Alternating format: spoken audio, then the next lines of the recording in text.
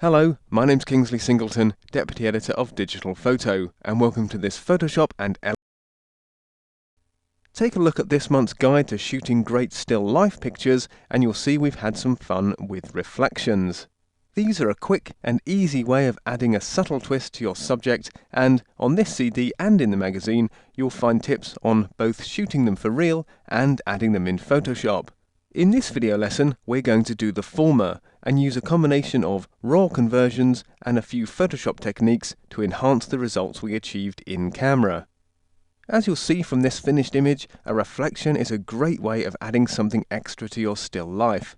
Much like a shadow, it ties your subject down, giving it some weight and gravity, but in a cleaner and more attractive way.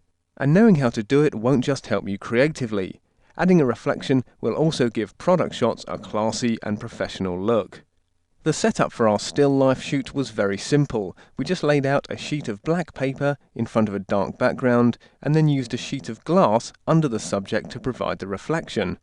This is better than using plastic because it's less likely to get scratched, but you do of course need to make sure that you don't shatter it and puncture yourself. The subject was then lit from both sides using a shaded lamp on the left and a torch on the right, and this really helps as the warm and the cool light seem to complement each other really well. It's important that the background is kept dark, so we used a small deflector to do just that, sort of stopping the lamplight from spilling into that part of the frame. All that's left to do then is keep the camera nice and still on a tripod, so you can record a number of separate exposures and blend them together in Photoshop to get a really classy finish. And I'll show you just what I mean there. If we go back to our original lamplit shot here, and then we've just built up the lighting on the right hand side using the torch until we end up with this really striking finished picture. So the first thing that we'll do is we'll refine our exposures in our raw conversion, and then we'll use the layers palette and its blending modes to add all of our separate shots into the same file. After that, there's just a little bit of cleaning up to do, and we'll also improve the contrast and the sharpness. So to see how it's done, let's close down our finished example picture. And we'll open up the first of our raw files. Just press Ctrl and O on the keyboard or come up to File and down to Open, and we'll pick mask1.dng. Click Open and the Adobe Camera Raw interface will launch. And then just to check that you're seeing the file exactly as it came off the camera, we'll just click on this little menu next to the Basic tab and click on Camera Raw Default. And then we're ready to get started. Okay, so the first thing that I'm going to do is just click and drag the temperature slider down to about 3500, just kind of cooling down the image a little bit. And then because it's a little bit too dark, I'm going to click and drag the exposure slider up to +1. And what we want to do here is make sure that we're getting some nice bright highlights, but also make sure that we're not burning out too much of the image. And a good way to check this is just by clicking on your highlight clipping warning up there in the top right, and you'll see just over that eye hole there we've got a little clipping warning, so perhaps we'll just drop that exposure ever so slightly down to about +0.6. In fact, that's not really kind of picking up the highlights as much as I want it to though, so I'm going to drag that up to about 0.8, and then we'll use the recovery slider just below it and we'll drag that up just to reduce that burnout up to about 40. Further down the list we come to the black slider, and here, much like the exposure slider, we can click on our shadow clipping warning, and what we really want to do is just make sure that we've got a black background and a few areas of shadow within the mask itself. So we'll just click and drag that black slider up to about 11. And if you're getting too much black in your image, we can just compensate for that ever so slightly using the fill light slider. Push that one up to about 25, and that's looking okay to me. So we'll move further down the list and we'll unclick our clipping warnings now, and then we'll move our brightness slider up to about +70, just lightening those tones on the mask. And then finally, for our raw conversion, we'll click and drag the clarity slider up to +15. Okay, so that's it for our first raw conversion. All we need to do now is click Open Image down there at the bottom right. And there our converted file appears within the main image editing window in Elements. But before we do anything to this, we want to make a few more raw conversions for the different exposures that we shot. So it's back up to File and down to Open once more. And in here you'll see we've got some other DNG files, including Mask 2, 3 and 4. So what I'm going to do is just highlight all of those using the Control key, click Open, and you'll see that when we open multiple files into the camera or interface, we see them down here on the left hand side. And this makes it very easy for us to convert multiple raw files at the same time. All we need to do is click Select All, and they'll all be highlighted on the left there, and then just shifting our interface over to the left again for a moment, we'll click on this menu next to the Basic tab again, and we'll choose Previous Conversion. As soon as you do that, all of those settings we used on our first exposure will be reloaded, and they'll also be applied to each raw file that you highlighted on the left. And then, just as before, all we need to do is click Open Images this time, down at the bottom right, and those 3 files will be loaded into Elements. So, here we go, we've now got Mask 4, Mask 3, Mask 2 and Mask 1 DNG all converted in the same way. And if you can't see these separate raw conversions on your screen at the same time, just come up to Window, down to Images and pick Cascade. There you go, and they'll all appear.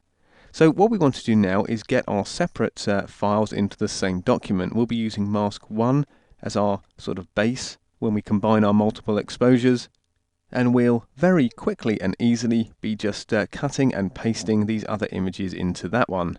So to do that, let's just come up to the Select menu, and you'll see that we're actually on mask2.dng to start with, up to Select, down to All. The marching ants appear all the way around the edge of the image, and then you can come up to Edit and down to Copy. That copies all of those pixels into the computer's memory, so we can close down this conversion, no need to save that. And then back on mask1.dng, we can come up to Edit and down to Paste. Now, pasting that second raw file in here has given us 2 layers, and you'll see that if I drag my layers palette on from the side.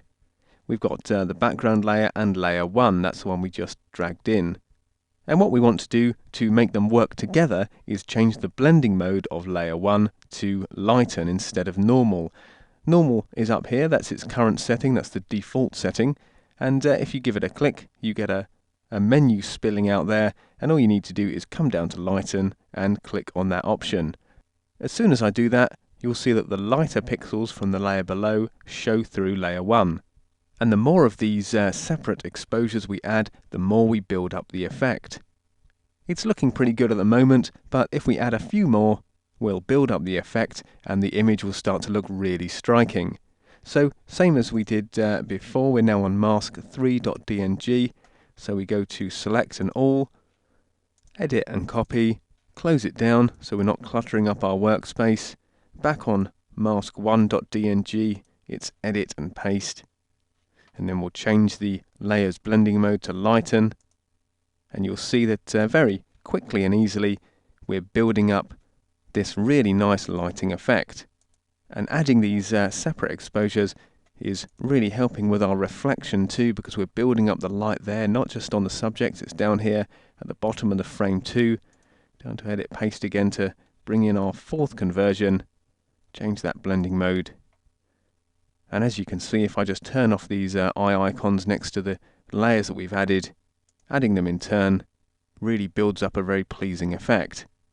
Now, when I took this picture, I fired off probably more exposures than I should have done, maybe about sort of 15 or 20. So to save time, what I've done is I've collapsed them all into a single JPEG file that we'll be able to copy in just the same way.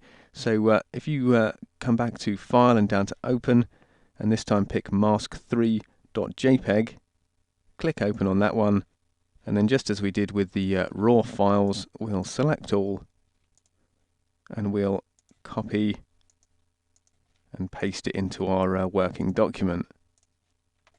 Back up to normal and pick lighten, and as you can see by this point we're really starting to build up quite an intense effect. So now that we've got all of our separate exposures into the same document and we've blended them together using the lighten blending mode, It's time to address some other areas of the image. We want to remove the back of the sheet of glass here. We can see that it's just picking up a little bit of light and sort of darken the edges of the frame, and also increase the contrast and the sharpness of the subject. So what I'm going to do is first come up to Layer and down to Flatten Image, just to collapse all of those separate layers into a single background layer. And before we go on, much as we did in our raw conversion, I just want to check the light and the dark pixels in the image, particularly this black background. Make sure it's kind of nice and inky dark. And what I'm going to do that is just press Ctrl and L on the keyboard to bring up the levels palette. And then to check that background is black, I'm going to hold down the Alt key on the keyboard. I'm just going to click and drag that black point slider just a little over to the right, just only to about sort of 5 or so, just darkening those black areas. And we'll perhaps just click and drag that mid-tone slider over just ever so slightly to about 0.9 as well. Click OK to exit the palette. And then we can use the brush tool just to clean up some areas of the image and darken these corners. So come over to your toolbox, click on the brush tool, or if you want to use the keyboard shortcut, just press B. And the first area I'm going to look at is this line in the background. So let's just zoom in a little bit on our image. And clearly I want a slightly smaller brush here to address it. So I'm just going to use the left and right square bracket keys on the keyboard to change my brush size. Just bringing that one down to about 100 pixels. And then I want to harden up the edge a little bit, so hold down the Shift key and press the right square bracket key a few times. That's the hardest setting there, you'll see in the brush preview. So we just want to hold down Shift and press the left square bracket key this time, just once, just to knock the edge hardness down ever so slightly. And then to make sure that we're painting pure black in, we'll press D on the keyboard, set our default colours, and then just looking at this options bar up here, I can see that my opacity is down at 47%, so we'll click and drag that up to 100, and then we're ready to start painting. All we need to do is just click and paint along that line, just up to the edge of the mask, and then I'll just hold down the space bar, scroll over to this side where there's another area that we want to get rid of, and then it's just coming back out to a full view again. I'm just going to increase that brush size up to about 600 pixels and really knock the edge sharpness down. So it's the Shift key and the left square bracket key again, and then I'm just going to paint over these corners just a little, just darkening those areas and kind of concentrating all of our attention on our subject and the reflection. And if I just then bring up that levels palette again, Control and L, and just do exactly the same as we did before, just holding down the Alt key and clicking on that black point slider, you can see that we've darkened down that background a lot more. Haven't managed to get it quite in the corner there though, so we'll just cancel out of that.